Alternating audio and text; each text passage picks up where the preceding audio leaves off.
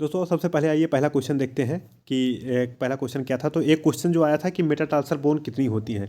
Metatarsal bone total दोस्तों 5 होती है, ठीक है। तो उसका आंसर जो सही आंसर जाएगा वो 5 होगा, ठीक। कि मेटाटार्सल बोन जो है वो 5 होती है। जो क्वेश्चन में ऑप्शन भी दे रखा था तो उसमें 5 वाला ऑप्शन जो है वो आपके सही होंगे। उसके बाद से अगला जो क्वेश्चन आया था कि विटामिन के एडमिनिस्ट्रेशन करते हैं न्यूबॉर्न में, तो कहाँ पे करते हैं। विटामिन के बारे में उन्होंने पूछ रखा था कि कहाँ पे एडमिशन करते हैं। तो आपके थाई में एडमिनिस्ट्रेशन करते हैं, उसका नहीं थाई में लगाते हैं। वो उसका जो थाई वाला ऑप्शन था वो ऑप्शन यहाँ पे सही था विटामिन के का एडमिनिस्ट्रेशन के बारे में। उसके बाद से एक क्वेश्चन आपको आया रहा होगा कि सीपीआर रेशियो क्या होता है। ये आई थिंक ये कल के पेपर में रहा।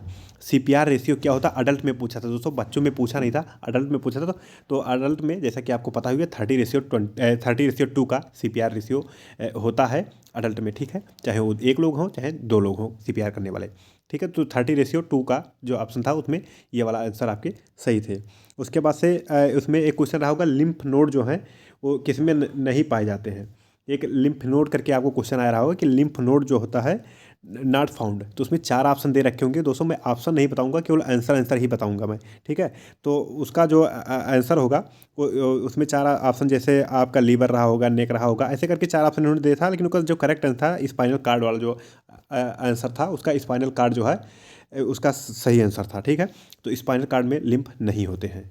ये क्वेश्चन एक आया रहा होगा, आप में देखे होंगे कल के पेपर में या फिर आज कल या परसों वाले कोई पेपर में था। उसके बाद से एक क्वेश्चन और था, उसमें माइक्रो न्यूट्रिएंट्स उन्होंने पूछ रखा था और 4 ऑप्शन दे रखे थे।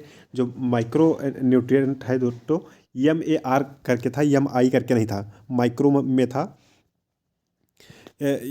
माइक्रो MAC करके था।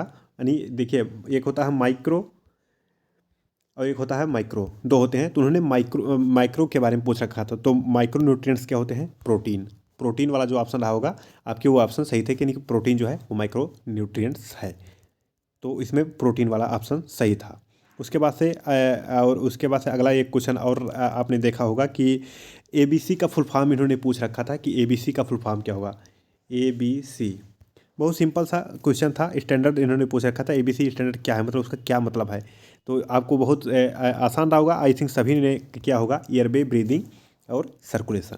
ABC का फुल फॉर्म एयरवे, ब्रीदिंग, उसके बाद से सर्कुलेशन। ये 3 ऑप्शन जो ये 3 है क्रम है इनके ABC का, एयरवे, ब्रीदिंग, सर्कुलेशन। ये ऑप्शन यहाँ पे सही था जो इसका फुल फॉर्म देखा जाए तो ये रहा। उसके बाद से एक क्वेश्चन और रहा होगा कि EMR का फुल फॉर्म पूछा होगा, आई थिंक ये परसों या नरसों वाले पेपर में रहा। ये EMR का फुल फॉर्म क्या है। तो देखिए EMR का जो फुल फॉर्म है इलेक्ट्रॉनिक मेडिकल रिकॉर्ड। EMR का full form electronic medical record, ये इसका फुल फॉर्म पूछ रखा था। उसके बाद से EPI इन्होंने एक पूछ रखा था कि EPI स्टैंडर्ड यहाँ पे प्रोग्राम इम्यूनाइजेशन के बारे में पूछ रखा था। EPI इसको जो बाद में UPI कर दिया गया था। जैसे ये यूनिवर्सल प्रोग्राम और इम्यूनाइजेशन का जो इन्होंने दे रखा था वो शायद आज के डेट में UPI के बारे में पूछा था, लेकिन कल या परसों वाले डेट में EPI के बारे में उन्होंने पूछ रखा था। तो 1978 में ये प्रोग्राम आया था। इसका जो 1978 वाला ऑप्शन था वो सही था, ठीक है। EPI जो है आपके EPI जो आया था 1978 में आया था, ठीक। और उसके बाद से UPI जो है इसी टाइम ये भी हम बताते चल रहे हैं। UPI जो है आज वाले हमको लग रहा है दोपहर वाले शिफ्ट में आया था। तो ये है 1995, 1990 या 95 ऐसे करके ऑप्शन जो रहा वो आपके ऑप्शन सही रहे होंगे UPI के बारे में, ठीक है। यानी यूनिवर्सल प्रोग्राम इम्यूनाइजेशन ये है इसका फुल फॉर्म। उसके बाद से PPH, एक PPH जो होता है, PPH के लिए कौन सा ड्रग यूज करते हैं, क्वेश्चन रहा होगा। आई थिंक ये कल या परसों वाले पेपर में था। तो PPH के लिए कि कौन सा ड्रग यूज करते हैं PPH में, ठीक है। तो MgSO4, जैसा कि आपको मोस्टली लोगों को पता होगा, MgSO4 जो ड्रग है ये ऑप्शन में था। तो ये ऑप्शन सही है, MgSO4 PPH के लिए रोकने के लिए दिया जाता है। जैसे आप जानते हैं कि एक्टिव मैनेजमेंट जब इसका करते हैं तो MgSO4 का एडमिनिस्ट्रेशन करते हैं, ठीक है। उसके बाद से और एक क्वेश्चन आया था कि CSF करके आया था।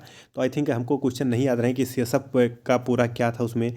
CSF है आई थिंक ये वैल्यू पूछा रहा होगा कि कांस्टेंट वैल्यू CSF का कितना होता है, यदि ये पूछा रहा होगा तो देखिए कांस्टेंट जो है 150 ml इसका कांस्टेंट रहता है, 150 से 160 ml कांस्टेंट रहते हैं। लेकिन यदि ये पूछा रहा होगा कि 24 घंटे में CSF कितना होता है, तो 720 ml ये होता है CSF पूरा। अब आई थिंक हमको इसी CSF से लेकर एक क्वेश्चन आया था, किसी शिफ्ट में ज़रूर आया रहा होगा।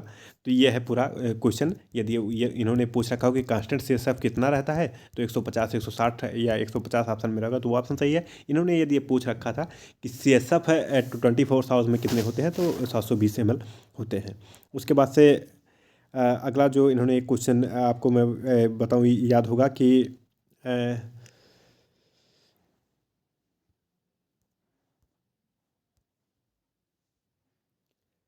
एक क्वेश्चन और आपको आ रहा होगा कि इसमें स्टाफ और मतलब रेशियो उन्होंने पूछ रखा था।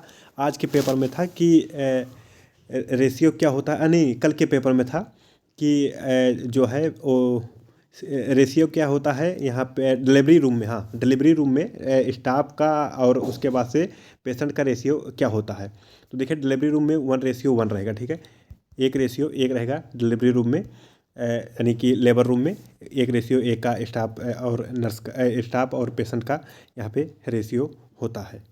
और उसके बाद से एक क्वेश्चन आया था आज की डेट में कि इम्प्लांटेशन किस किस लेयर में होती है। तो जैसा कि आपको पता होगा कि डेसिडुआ जो होता है, इंडोमेट्रियम बाद में डेसिडुआ में कन्वर्ट हो जाती है, जहाँ पे बेजल लेयर में कॉम्पैक्ट लेयर में आपके इसके इम्प्लांटेशन होते हैं। तो लेकिन इन्होंने ये नहीं पूछा था, इन्होंने पूछा था कि किस लेयर में होता है, तो उसका इंडोमेट्रियम जो है वो वाला ऑप्शन सही रहा होगा, ठीक है। इंडोमेट्रियम यदि ऑप्शन में था तो इंडोमेट्रियम वाला ऑप्शन ये सही होगा आपका, ठीक। तो ये क्वेश्चन थे दोस्तों, जिसको मैंने कुछ क्वेश्चन थे जो कि आपको मैंने आंसर बताया है। बाकी क्वेश्चन भी हम फाइंड आउट कर रहे हैं, उनका हम सलूशन जो है आपको बता देंगे कि उसका सॉल्व करवा देंगे कि कौन सा इसमें कौन सा ऑप्शन सही गया है, ठीक है। तो ऐसे ऐसे करके आपको हम सारे क्वेश्चन इसमें करवा देंगे, सॉल्व करवा देंगे जैसे जैसे हमको क्वेश्चन मिल रहे हैं। और फिर भी आपको कोई क्वेश्चन याद आ रहा हो जो आपने एग्जाम दिया और कोई क्वेश्चन याद आ रहा हो कि अभी क्वेश्चन आया था जो कि मैंने नहीं बताया, तो कमेंट सेक्शन में बता दीजिए कौन सा क्वेश्चन था, उसका सलूशन हम जो अगले अपने नेक्स्ट वीडियो में कवर कर लेंगे। और जो कैंडिडेट यहाँ पे कमेंट करेगा कि सर ये क्वेश्चन आया था, उसका नाम भी अगले वीडियो में हम लेंगे कि इन्होंने ये कमेंट किया हुआ है।